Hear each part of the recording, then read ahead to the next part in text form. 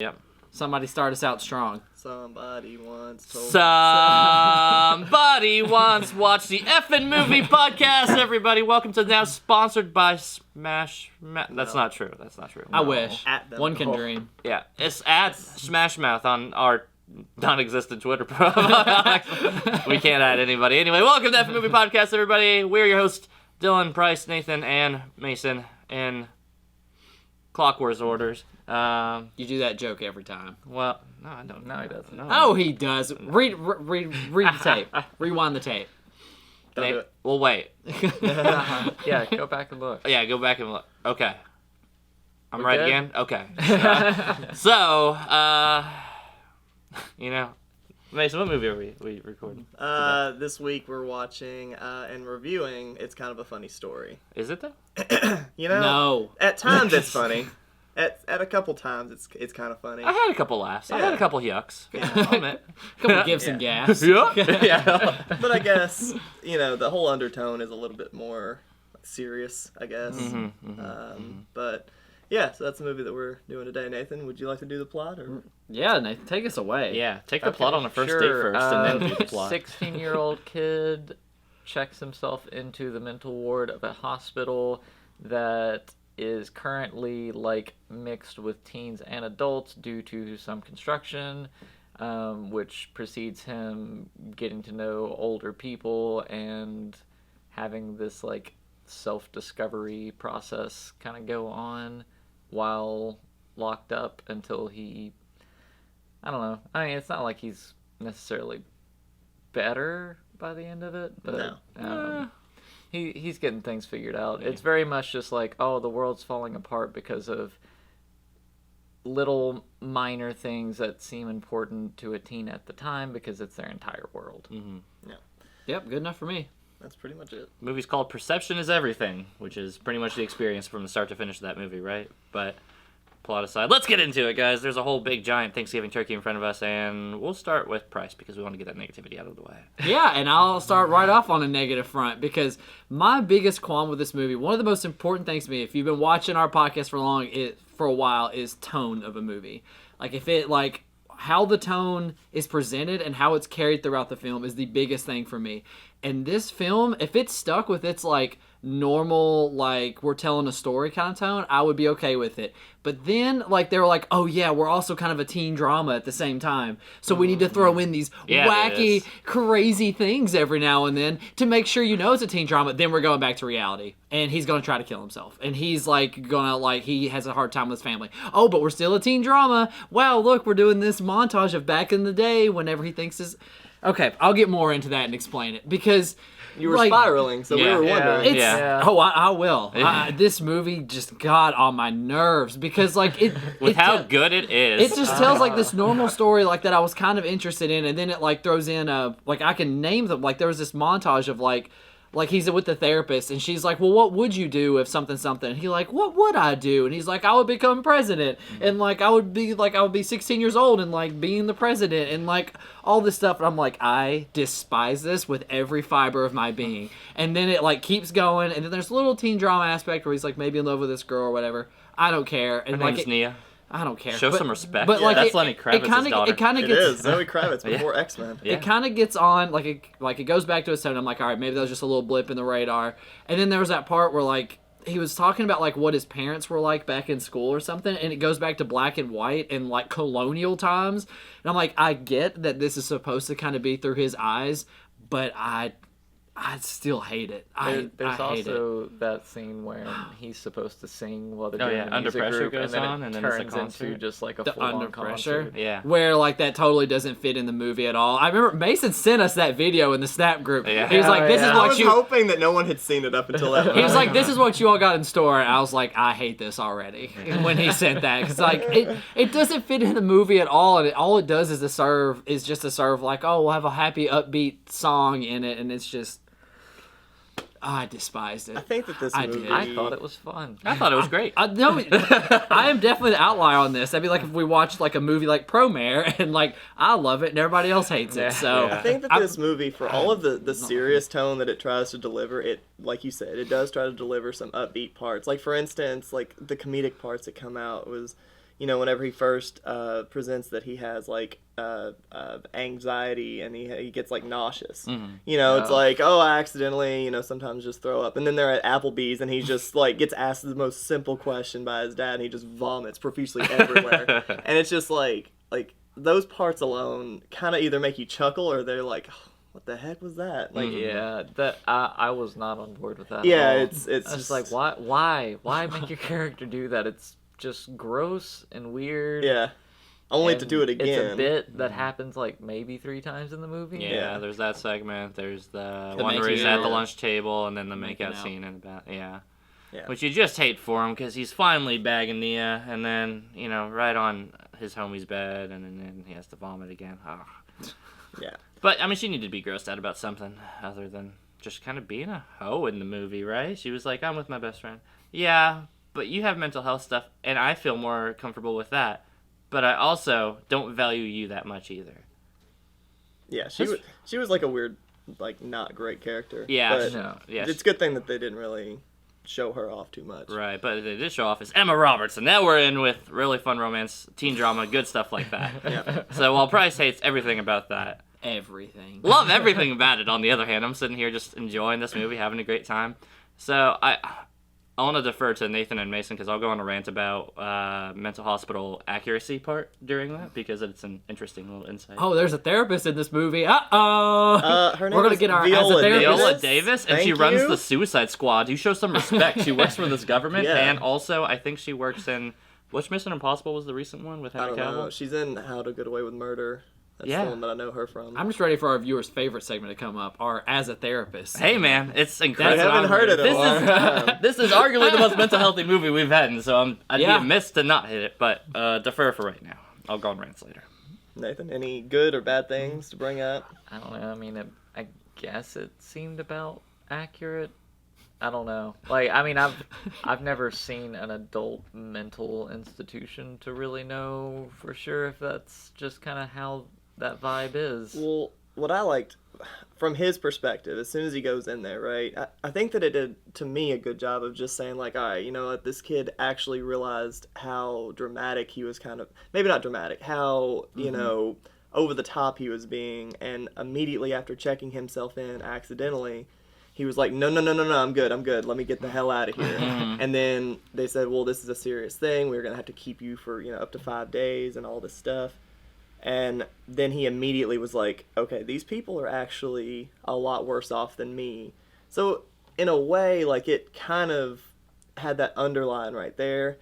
But also in a way, like, he also had to serve his time. So, I don't know. I like how it kind of got to the point real early on where if you are a 16-year-old or 19-year-old kid that has some thoughts of, ending things, like, maybe you do watch the first 10 minutes of this and you're like, oh, okay, well, maybe it could be worse. But, I feel like they did a good job by not making all the patients seem just really Insane. Incredibly crazy, over. which Yeah. would be very unrealistic. Mm-hmm. So that was kind of good that it grounded it, and it's like, yeah, these are people with problems, but they're not like severe. crazy or Right. monsters or anything like that. Which I think Zach Galifianakis' character kind of personified that really well. In that, like, he's having these really horrible times, but, like, he's still trying to talk to people and everything, and, like, shows like he's in the mental, like, institution for a reason. And you don't really know why. Like, he seems really normal and everything, but then, like, he has that huge breakdown in the library. Like, oh yeah, well, that kind of explains why he's So- here. That tracks. I'm I mean, going at to... the same time, though, I feel like that is not something that you could see just a normal person doing something like Oh that. yeah, because he's got a lot going on. Yeah. Well, my only big issue with any actual character in this movie was Zach Galifianakis. Really? So- he was by far my favorite. He played his part very well, but just his actual person in the movie. Did they ever actually say what was wrong with him? He says that he tried to commit suicide 6 times Oh, yeah. during the basketball court scene, and then mostly he just has that outburst or whatever. But that Or like he tried to doesn't have be sex with a tagged penguin. Remember that? Anyways. in. Oh, that was the joke. Yeah, that was the joke. Cool, Anyways, Craig. But like at the very Always end of the funny. movie, like I saw really nothing wrong with Zach Galifianakis besides the fact that he was just trying to get into another home to like not really do much. Yes. Overall, it was laziness to me with him. Well, his, like, after the suicide thing with it, and again, only with, like, the background knowledge I know of, like, being a professional in the field with that stuff, like, he says, you know, he's had 6 suicide attempts up until that point. And that it's probably just one of these chronic things where they don't tell his story, but they kind of give you a hint for, like, what the story should be for him. So he probably was, you know, having suicide attempts and was with this chick who, they clearly, like, whoever his daughter's baby mama is, like, they obviously don't have a great relationship. Yeah, so it's very awful. likely, like, maybe something that just happened and then great, we have a child. And then from suicide attempts, he's just in and out of hospitalizations. And then I guess they're just trying to get him into a mental health home, which is not terribly uncommon for people who are just chronically suicidal, where they're just like, just need monitoring. So that's why he was getting put in a group home, and he didn't have a home, so he was there at the unit because she probably kicked him out and was like, no, we're not doing this. Yeah. He had nowhere else to go. Right. So at that point, I think that's like, and I've seen that enough times to be like, okay, yeah, I mean, that's realistic. That happens when you're chronically suicidal. Then they're just like, all right, well, you just have to be watched all the time and on meds because that's just your life now. Yeah. Yeah, I get that. Yeah, but yeah, Zach, man, dude, oh man, from start to finish, I just love his character when he sits down and as he's just talking with Craig in the lobby or whatever, and he's just like, after a while, you see Craig Gear say, "Are you a doctor?" What? Like, do you have a lighter? Yeah. No. My favorite part of Zach Galifianakis' character is when they're doing like role play between the two. And he's like playing the girl. Anytime that he does, when he's acting as Emma Roberts. When he's doing the part where he's like that's not how you treat me. I'm a lady. Yeah. I've laughed at that part. Yeah. I will give this movie credit. I laughed at that part. Aha. Good. An audible chuckle came out of me, Mason, during a teen drama. This might be his most serious role out of the maybe 2 serious roles that he's ever had, right? He just really nails that dark comedic timing really well. I mean, like Between Two Ferns, I think, personifies it really well. Like he can do that really well in this movie. Yeah, let him do that. I think a lot of, if not almost all of this movie's tone depends on Zach Galifianakis' ability to just switch gears on purpose, right? Because I think like Craig automatically brings in the teen drama tone to it by default, and then like the couple moments of levity comes from like his just processing as a teen. But then when we're getting into like the heavy moments, it almost always feels like it leans on Zach for him to sit here and say, all right, I need to take this to the serious note, or I need to let this be a moment of brevity, which I think he nails every single time with it. Even in the basketball scene when they're sitting there and they're bantering and they're having a good time, and he finally says that he's like, oh, well, I've tried to kill myself 6 times. Like the movie flatlines as far as tone in a good way, where it sits there and says, all right, because it's kind of been fun, kind of been a little lighthearted, and then we just drop it to like there, and it lets it sit there for just long enough, and then it moves on to the next scene, and I'm just like, oh, yes. And that's the moment also when he's like I wish I could be you. Like Right. I would give like anything just to be you for like 5 minutes. And I think that's so much of why I even said early on, like, perception is everything in this movie, right? Like, Craig comes in with, having suicidal thoughts and wanting to do this, and not to say that, like, I wouldn't say he's being overdramatic or anything like that, but this is where I'll go into my as a therapist segment for right now on this one. Let's bring it on in! Bring it on in! All right, so the thing I really like about this movie is that it is pretty grounded and it doesn't try to do too many Hollywood like theatrics with like either the unit or with the therapy. Really, the most unrealistic part is how involved Viola Davis is for a psychiatrist. And they typically aren't really involved in like the therapy aspects and stuff, but she does a really good job. They do more the medicinal side, right? Yeah, they're almost all medicinal side for the most part. Can they do therapy? Yes, but rarely are they super trained for it, and rarely do they have the time and energy for it. In The Departed, when DiCaprio goes and talks to that lady, is she a psychiatrist or a therapist? Because she prescribes him something. Yeah, she's a psychiatrist, but you can tell that she probably... And again, it's not to say that it never happens, but I would say like 20%, maybe 25%. The psychiatrists are probably ever involved heavily in the therapeutic process like that. Gotcha. Most of the time, they're straight meds. They say, hey, what's going on? Cool. Here's your skip. Get the fuck out. Go talk to a therapist. And they're like, aren't you? Not me. So usually how that works, which is like the most loose part on it. And she's also in charge of a hospital stuff, so I find it weird. But either way. So aside from that, we come in from the start in. We have the teenager who's never really had to be super aware of his mental health issues other than the stuff that he's dealt with personally. He says that he's never really talked with anybody about it, which is why they have that interesting discussion with Mia. The thing is, he did say that he was going to a therapist. Yeah. Yeah, well, right, but I'm saying, like, seeing it from other people's perspectives, right? Because he's only been really dealing with it from his side. He's like, yeah, I've been seeing a therapist for a little bit, but it didn't really pan out. And then I think it was like, yeah, I've been on Prozac or something like that. It was Zoloft or Prozac. Right. Yeah, I think it was Zoloft. Yeah, Zoloft. So he goes in and seeing I think just seeing other people at that level or like worse as far as mental illness or whatever, and he's just like, oh, and then just immediately just wants to walk out because the uncomfortable enough of it all.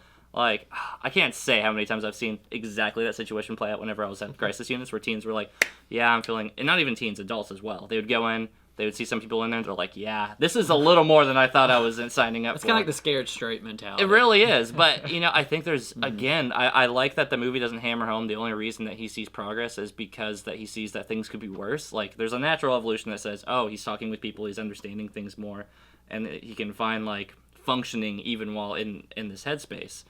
But that perception does add everything to, like, his view to be able to move forward as a character. And I was like, yeah, I mean, I think that's honestly the biggest takeaway from most crisis units is that people go in, see they're like, wow, you're functioning at that level? How? And then even just the banter between clients, like, that's not terribly uncommon. I think that culture that they set there, while it being, again, not over the top, we're not having, like, crazy, like, Hannibal Lecter types or anything like that. Like, these are all pretty average people who are functioning to some extent, or were functioning to some extent, and then just declined. Like, I'm glad they kept it at that level and they didn't try to make it have, like, an over-the-top character. Zach Galifianakis is arguably the most over-the-top character. And that's doesn't really grounded, right? Yeah. So I think the rest of the people in that unit were kind of perfect. You had like Humble, you had like the guy that was Jewish. I can't remember. Solomon. Yeah. Dude, Solomon was awesome. 200 things or whatever it was. Yeah, like, 200 tabs. an insane amount of acid or something like that.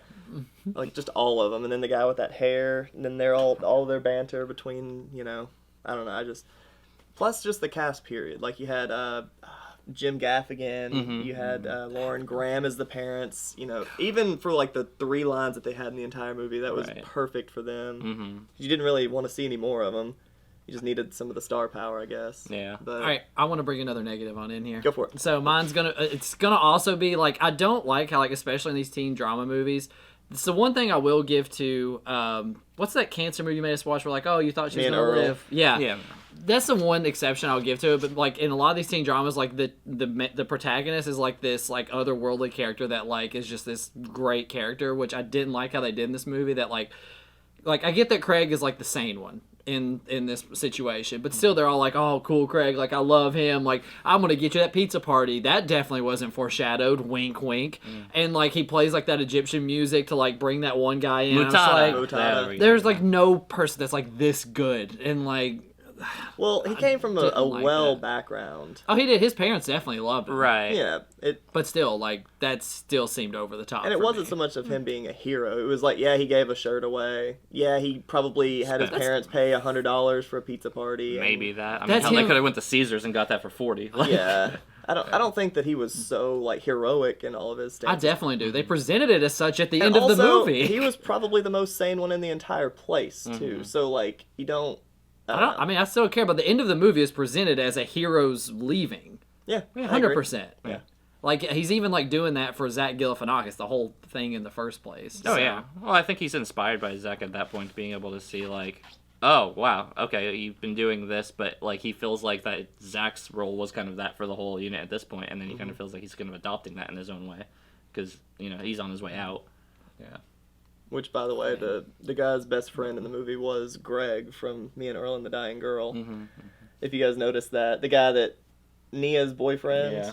I want to talk about him really quick. Because the main character. Okay, I know who you're talking about now. So, he's, like, maybe the one character that I'm super just like, fuck me. Fuck off. Yeah, this guy, right? We all know someone like that. Yeah. We really do. No, yeah. I mean, for sure, like, he's definitely that one friend who's just like, dude, nothing's wrong with you. And it's like, I'm in a mental hospital right now. Dude, you're fine. And everything comes easy to him. Yeah, exactly. And just one of those natural, like, good at everything type, so he just disregards all of that. But then he has that moment at the end where he comes and he helps him out with the audio stuff, and he's like, no, yeah, I get depressed too sometimes. And I'm like, but do you? And I'm like, I don't roll it out. Saying that. But I'm like, for you to, I'm like, your comments earlier make me think that you don't, and you're saying that just to kind of blend in with that. But I don't know, the fact they tried to give him that little, like, I think that redeeming arc of him just bringing stuff in and saying, hey, I was a dick.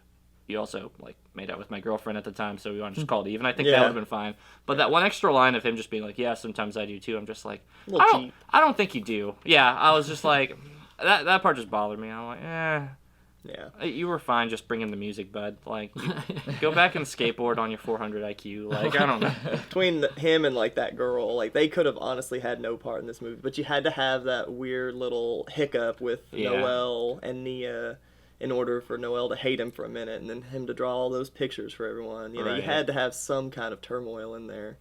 But at the same time, I'm with you. Like, those characters, I'm just glad that they didn't flesh them out more. Out of every character that was in this movie, they really just focused on a select few inside the unit and not much outside of that, and I was fine with it. But I think the only other last thing I want to cover is, I don't know, how did we all feel about Noelle overall? I loved her. Of course you did. Yeah. She's a love interest in a teen drama. Of course you do. Nothing wrong with that character. Yeah. I mean, I think Noelle is pretty sweet. I like Noelle. I thought she was too quirky. I don't enjoy that. He's like, how dare a girl have personality? Yeah, to help. I know. I don't want a girl with personality. Just be a piece of meat. Kel, TikTok on the clock. You're going to get married here soon if you're still married by the time this airs.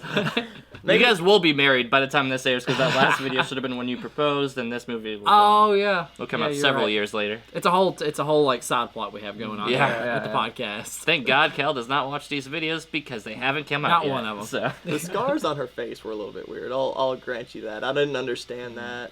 But why she cut her face? Yeah, maybe like that was her cry for help versus like just the up the arms. Yeah. I thought that was just her being quirky, Mason. No, you said she was quirky. Yeah, that's true. That's all she is quirky. Like the way she communicates is by drawing him a picture. Yeah. Keep talking to yourself then. Well, I don't know. Maybe that's the point at which they bonded with each other was drawing. Yeah, I agree. Drawing, arts, and crafts. And playing under pressure. Let's not forget, she slammed on that bass. Yeah, dude, she was bumping those strings. And as Freddie Mercury, he was doing A-OK himself. I'm surprised Price at no point hasn't talked about how much he just hates the actor for Craig because he came off as Soy Boy Beta Cuck from Wait, is that him? That's Same guy. It is. Yeah. Now, is that a better or worse performance than It Follows? I hated his character in It Follows. Exactly. And Hated Atypical, it's a little bit annoying, but he also plays like a, slightly off character. But this is like his best role that I've ever seen him in of like the 3 or 4 things I've ever seen him in. So He's also the son in the United States of Terra and plays a pretty similar role. Really? Yeah. He's kind of typecasted in this position, but he got to be a little bit thriving more in this movie. But that aside, let's move into it. Sandwich time, guys. Yep. All right, guys. This is the part where we talk about our favorite sandwich: grilled cheese, Subway, or Penn Station. No, I'm kidding. We're talking fat, thin, perfectly fit. Penn Station fries are the best, but. Agreed. Yeah, fat, thin, perfectly fit. The movie's shaped based on the runtime and our feelings on it. Nathan, go ahead. I mean, I guess it's fit. There's not really anything more that I'd want to see, and I don't know. You maybe could have trimmed out a couple of the little pieces before where it's like showing his like relationship with his friends and stuff like that. Like, who cares about that? It's about what's going on the inside. But otherwise, it's fine. Yeah, this movie's fat. I just said earlier why I think this is fat. Like, they have these montages that don't add anything to the movie except, like, this is a teen drama, whoop-de-doo-doo-doo. And I would have cut all those out. I would have cut out the under pressure part. I would have cut out those friends entirely. This movie's fat. I feel like I really could have got this down to, like, an hour.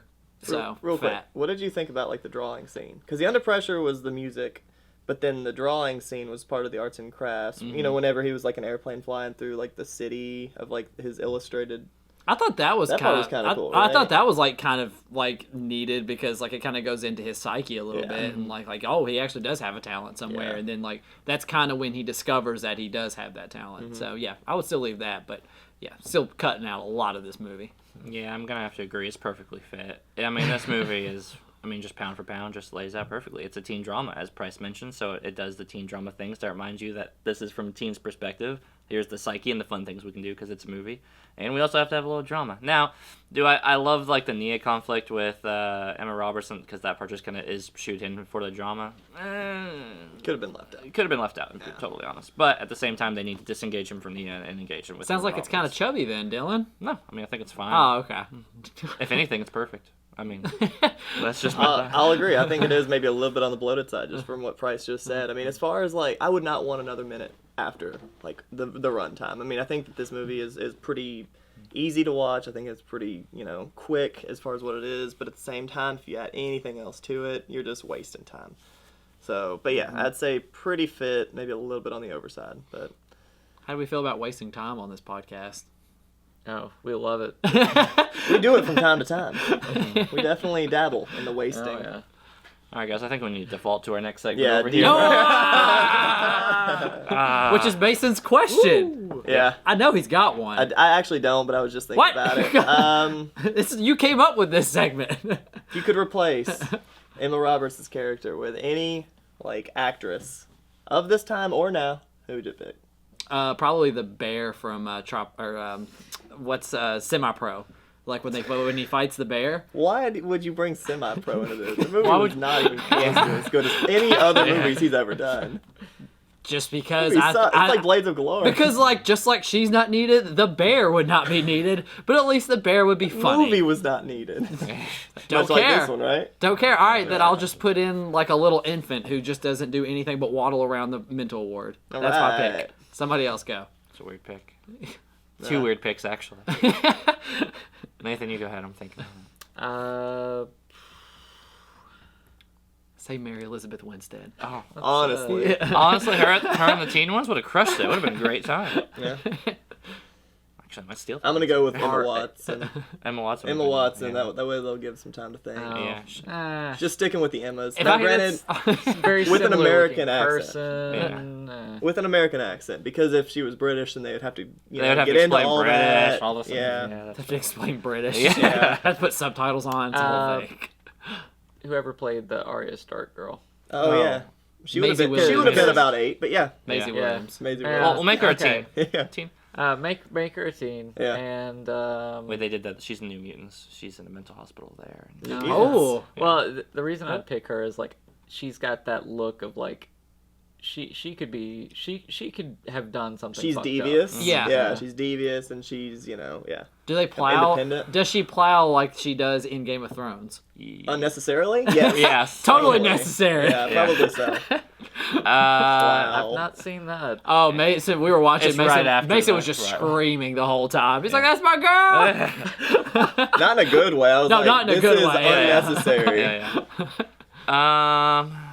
That's my girl. All right. So if I'm setting it for current times, if I said 2020, we would do Anna Taylor-Joy because would nail that role. I think. Who's that? We're gonna watch New Mutants. She's also next in New week. Mutants. She's Anna Taylor.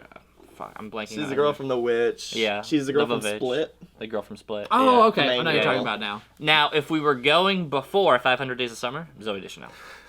Ooh, I do like that one. Yeah, see, and she'd be quirky in that one. 'cause she's Well, quirky in yeah, that everything, was so. gonna be my pick, but I was like, she's too old. Yeah, So if she'd I be way too old. if I like could set back the mid-movie. clock, right? If I could set back the clock and take it even like before 500, because after 500 days there's going to be this too quirky and expectations thing with it, and I feel like she'd be playing too much of the same role. But if you do this, and she's a Kinda little launched bit herself. less, yeah, she needs to be less than Yeah. who she was in 500 Days for her to land on that one. Alright. Here's the deal. Now you can do the default segment. I What don't are want to you waste doing? our clients' times and all of that stuff. So we'll just go ahead and get into this next bit, and it's the last bit. It's our scores on a scale of 1 to 10, 1 being different for everybody except for me and Mason, and 10 being relatively the same for everybody, surprisingly. You know, nobody's ever given a 0. That's true. No, There's your chance, A Nathan. 0 is on the table, though. I would zero? imagine. no, it's not. No. I'm not doing 0. Nah, Good he doesn't- Lord. he doesn't If I dislike it gave that bad. Brick points, I am definitely giving this movie more points. Oh, A yeah, point. no, I'm not saying that this gets a 0. I'm just saying, like, you're saying it's 1 to 10. If anybody's but gonna it's give 0 it, it'd to Oh yeah, 10. there's 0 to 10. 0 is a real possibility. I You suppose gave so. Birdemic a 1, so at least it had pictures on the Give it screen, a I one. guess. Yeah, that's fair. Okay, who's going first? I'd Come go on, first. pick up the energy. Nathan, go ahead. Nathan, go first. Woo! Okay, Slinky it so okay movie, not that funny, even though it said that it was gonna be kind of funny. It said it's only kind of funny. Yeah, The expectations kind in the of. title. I Wanted a don't know. comedy. It was fine. I'd give it a 7. It's like it was cool, but it's not exactly the kind of movie that I'd come back for. But I don't think it did anything wrong. So yeah, just Yeah. A slow just burn. above average. Yeah. Bryce? Oh, I'm going next? Sure. All right. I am going at a 2.5. Right. I did not enjoy this movie. just from like starting out, like I didn't like. Well, actually, I don't know. The scene on the skyscraper or whatever, the bridge was okay, but I don't know. They Everything put all else, their cards in at the very first but minute. nothing else in this movie did it for me. The one thing that got me was when I chuckled at Zach Galifianakis. Like, he was the only reason I kind of liked this movie, was that single chubby man. Was like, that's the only reason I halfway enjoyed it, because I enjoyed his character and his acting so much. Like, I enjoy that they let him flex his dark comedic muscles a little bit in this movie, rather than just being like the funny guy from Hangover and just being a bumbling idiot. And Between Two Ferns, and playing that Yeah. same exact character. Between Two Ferns, like, he doesn't act like the bumbling idiot. Like, there's like a back and forth Yeah. there. Like, Yeah. they attack him a lot too, Yeah. and he attacks back. So anyway, but he was the only reason I'm giving it a score as high as I am, because everything else this movie didn't land. I hated the main character. I hated the teen drama aspect. I hated the montages in it. I hated the tone of it, because the movie didn't know what it was doing. It was too long, so 2.5. I'm gonna look up the runtime. Go ahead, Dylan. I don't. Everything Price said, but the opposite. I enjoy teen dramas, and this is a nice, delightful teen drama that doesn't go super deep into it because it's doing other things, but it does other things well. And Zach Galifianakis really shows range on this one. Soy Boy, Pay to Cook Greg, pretty okay. Like, he's fine. Like, he's one of these ones who doesn't need to be extra spectacular and really only adds it to the end just because he shows he's being a caring dude. And I think, whatever, that's earned throughout the movie. I feel it's earned. Price will say that it's not. Nathan says it's a 7, and he says, maybe it's earned. I don't know.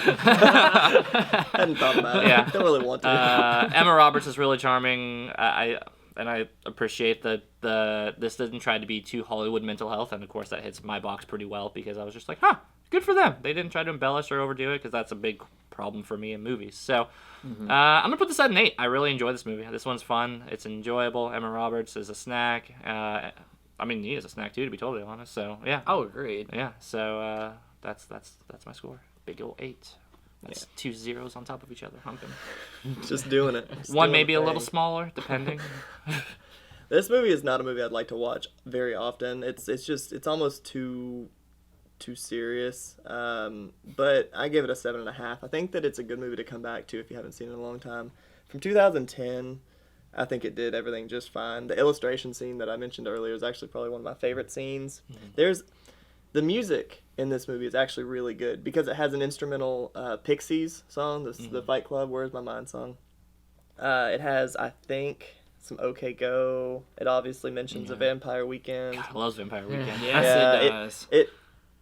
I think that this movie was as good musically as it was, like, acting and everything else wise. Like, that's part of what kept me involved with it. But yeah, 7.5 for me. I would agree with that. Yeah. The music is as good as the acting. Yeah, I agree with that. And Like, he under said pressure. that Zach Galifianakis' acting is great, so this movie is great. It's obviously good. That's the one out Rebuttal. there. From the 2.5 man himself. Yep. All right. What movie we're watching next week? Yep, this is Dylan's pick. That would be the end of our rotation. End of our rotation, shit. end of What our did we have lives. What number is this? It's not. You all thought that it was a higher number. I told you that you will be getting our first big number, but it's not this one. That's the next session? It's the next. Oh, okay. It's the next. Oh, that's you then. No, No, it'll no, still like land the on me, next but it'll rotation. be. So Four this would be after number that. 96. 96? Yeah. Okay. Gotcha. So our 96 video, stay tuned in 1 month from now. It's going to get real spicy. Damn it. Well, that ruins all the reasons why I picked this movie to be at this one. So Oh, too late I now. didn't think about it till I was looking through on the spreadsheet, and I was like, "Oh, they thought this was already happening." yeah, I was like, oh, we're at our... So for our 100th movie review at our 96 slot, we're gonna do fucking Nightcrawler finally, because we've been waiting so long, and we keep talking about it, and these guys keep watching it and not fucking making it a movie. No, we're watching it. It's Nightcrawler. Let's get Jake Gyllenhaal, Riz Ahmed. Is anybody else in that movie? Who might? Whatever. Those are the two ones you'll remember and realize after. It's the night after. This guy. will be Yeah. such Or the night a of. sure. good palate cleanser for me. I thank you for this. Like, I agree. after This month watching has this movie, been wild. it's such a palate cleanser. I'm not sure I've seen about. this I had a great meal. multiple I'm times. about to just have a delicious dessert. It's gonna be a great time. But anyway, next week our 100th episode, covering our 96th episode. Flip that. Our 96th episode covering our 100th episode. This is a sneak peek. So next month, whenever you're watching my review, just take so this video, confused. switch it. You know, the other thing we could do is just do Nope. it and then just upload it into the Upload it Upload it as the 100th one. We could. Nah, it'd be really weird for like the end of the episode thing because then we'll have to it'll be 2 different cycles. So Yep. then we literally just came off like the fans. We can't. We're not that good. The fans. Yeah, the fans. care though. about our The fans though. Thanks, Jill. We'll see you next week on Nightcrawler at Not for Moving Podcast. If you like this content, make sure to subscribe and hit the comments below to let us know why we're doing 100th episodes on the 96th episode. And also, if you think Zach Galifianakis has range, make sure to let us know in the comments below. Soy Boy Beta Cuck. We'll check you all later, guys. Bye.